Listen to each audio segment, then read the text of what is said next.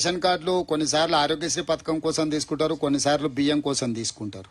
కాబట్టి current connections ఎన్ని ఉన్నాయి, దాంట్లో అప్లికేషన్లు ఎన్ని పెట్టుకున్నారు. మేము గ్రామ సభలు పెట్టి వీటికి గృహజ్యోతి కోసం అప్లికేషన్స్ పిలిస్తే మా దగ్గరకు వచ్చినాయి 62 లక్షల అప్లికేషన్స్.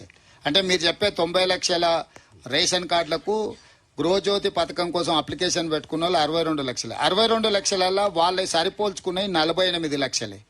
అంటే వాళ్ళ కరెంట్ మీటర్ కనెక్షన్, వాళ్ళ అప్లికేషన్, వీటన్నిటిని కూడా డేటా ఎనాలిసిస్ చేసి ప్రీవియస్ కరెంట్ మీటర్ల నెంబర్లు కూడా తీసుకొని ఎనాలిసిస్ చేస్తున్నాం. ఇట్లా ఏమైనా క్లరికల్ ఎర్రర్ ఒక్కోసారి నింపేటప్పుడో లేకపోతే చెప్పేటప్పుడో ఏదన్నా చిన్న చిన్న తప్పిదాలు ఉంటే సవరించుకోవడానికి కూడా కౌంటర్స్ ఓపెన్ చేసినాం. సో ఇప్పటి వరకు అంటే మొదలుపెట్టి కొద్ది రోజులైంది, ఇప్పటి వరకు చేరుకున్న నెంబర్ చెప్తున్నా. అది నిరంతర ప్రక్రియ. ఎప్పటికప్పుడు ఏ నెలకు ఆ నెల ఏ రోజుకి ఆ రోజు పోయి ఆఫీస్కి వెళ్ళి వాటిని, ఎందుకంటే ఎవరికి ఇస్తున్నావు మాకు తెలియాలి కదా, ఎవరు అడుగుతున్నారో మాకు తెలియాలి.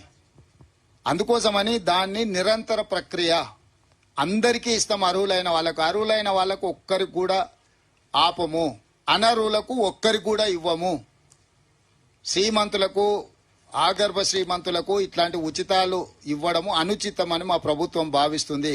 కోటీశ్వరుల కోసం ఇట్లాంటి పథకాలు ఇవ్వబడవు. పేదలకు మాత్రం 100% ఆదాయాన్ని పెంచుతాం, పేదలకు పంచుతాం. ఇదే మా విధానం. చెప్పండి.